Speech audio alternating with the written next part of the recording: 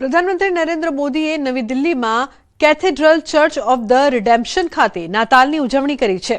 છેલ્લા કેટલાક વર્ષોથી પીએમ મોદી નિયમિતપણે ખ્રિસ્તી સમુદાય સાથે જોડાયેલા કાર્યક્રમમાં હાજરી આપી રહ્યા છે। કેથેડ્રલ ચર્ચ તેના સુંદર સ્થાપત્ય માટે જાણીતું છે। દર વર્ષે નાતાલ માટે ખાસ સજાવટ કરવામાં આવે છે। દિલ્હીભરમાંથી લોકો આ ચર્ચમાં ઈસુ ખ્રિસ્તને પ્રાર્થના કરવા અને નાતાલની ઉજવણી કરવા આવે છે। પીએમ મોદી અહીં પહેલા પણ મુલાકાત લઈ ચૂક્યા છે। ઈસ્ટર 2023 દરમિયાન તેમણે દિલ્હીના સેક્રેડ હાર્ટ કેથેડ્રલ ખાતે ઈસ્ટર કાર્યક્રમમાં હાજરી આપી હતી। 2024માં તેમણે મંત્રી જ્યોર્જ કુરિયનના નિવાસસ્થાને રાત્રિ ભોજન અને સીબીસીઆઈ દ્વારા આયોજિત એક કાર્યક્રમમાં હાજરી પણ આપી હતી।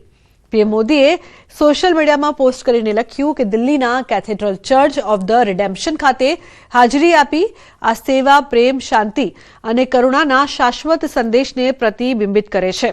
નાતાલની ભાવના આપણા સમાજમાં સંવાદિતા અને સદભાવનાને પ્રેરણા આપે છે।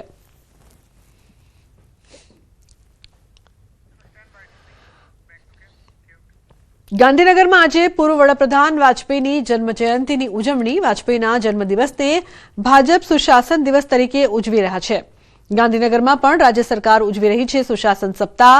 ગાંધીનગર ચ3 સર્કલની સુશાસન સર્કલ નામકરણનો કાર્યક્રમ પૂર્વ વડાપ્રધાન અટલ બિહારી વાજપેયીની પ્રતિમા ચ3 સર્કલ પર મૂકવામાં આવી છે।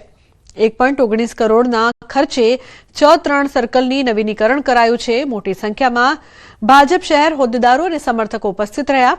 અટલ બિહારી વાજપેયીની પ્રતિમાની ડિઝાઇન સુપ્રસિદ્ધ શિલ્પકાર ડોક્ટર રામ વાનજી સુથાર દ્વારા કરવામાં આવી છે। મૂર્તિની ઊંચાઈ 12 ફૂટ જેટલી રાખવામાં આવી છે, જે બ્રોન્ઝ ધાતુની બનાવાઈ છે।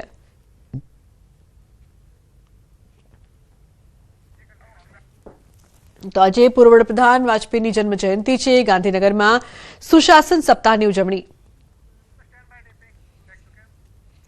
અમદાવાદમાં પૂર્વ વડાપ્રધાન અટલ બિહારી વાજપેયીની જન્મજયંતિની ઉજવણી થઈ રહી છે। અટલ ઘાટ પર યોજાયો પુષ્પાંજલિનો કાર્યક્રમ। પ્રદેશ પ્રમુખ જગદીશ વિશ્વકર્મા સહિત ધારાસભ્યો હાજર રહ્યા। કોર્પોરેશનના પદાધિકારીઓ પણ હાજર રહ્યા છે।